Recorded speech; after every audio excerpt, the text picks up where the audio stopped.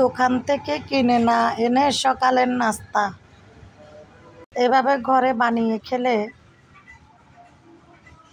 মজাটাই আলাদা।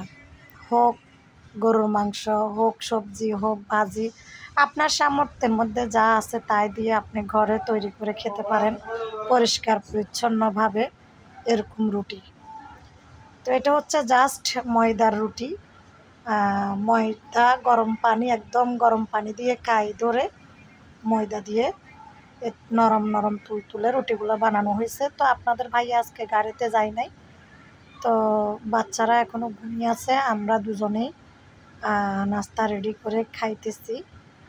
তো চিন্তা করলাম আমাদের খাওয়ার ভিডিওটা যেহেতু খাচ্ছি, রিজিকের মালিক আল্লাহ, রিজিকে যা আছে তাই খাচ্ছি। তো আপনারা সকালবেলা কি দিয়ে নাস্তা করলেন অবশ্যই জানাবেন।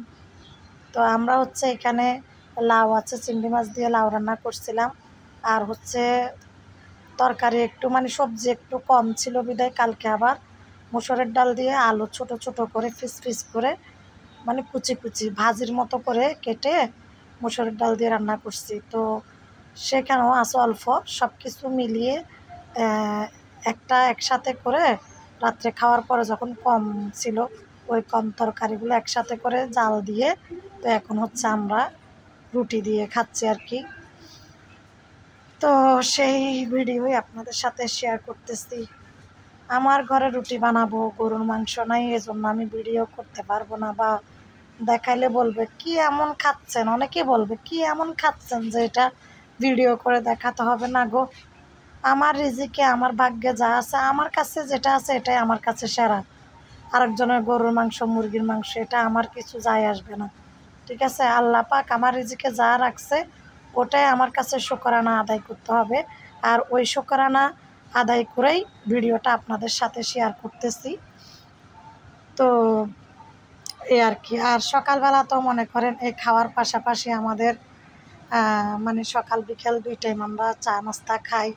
আর এইদিকে হচ্ছে সকাল 11টা সাড়ে 11টার দিকেও আবার খাওয়া হয়। তো বেশিরভাগ আমি খাই না, কিন্তু ওরা খাই, ওরা আবার 11টা কি 10:30টার দিকে আবার ওরা নাস্তা করে, কিন্তু আমি খাই না। আমি ওই সকালে একবার খাই যে ওই খাওয়া, তারপর হচ্ছে আবার বিকালে মানে দুপুরে ভাত খাবো, আবার বিকালে নাস্তা খাবো।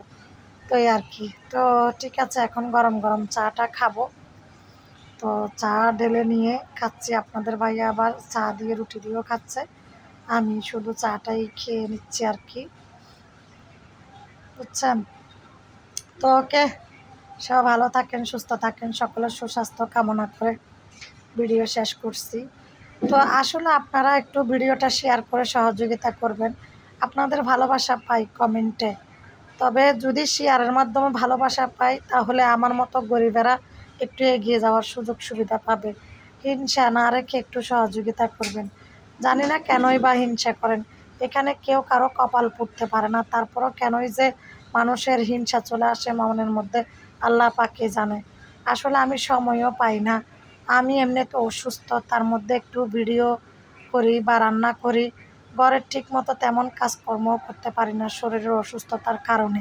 ঠিক আছে, এখন বলবেন ভিডিও কেমনে করতে পারেন? আরে ভিডিও তো আমি হাতে মোবাইলটা ধরে রাখছি, চলতেছে, কোথাও বসায় রাখছি, চলতেছে। ঠিক আছে, তো যাই হোক, আল্লাহ হাফেজ।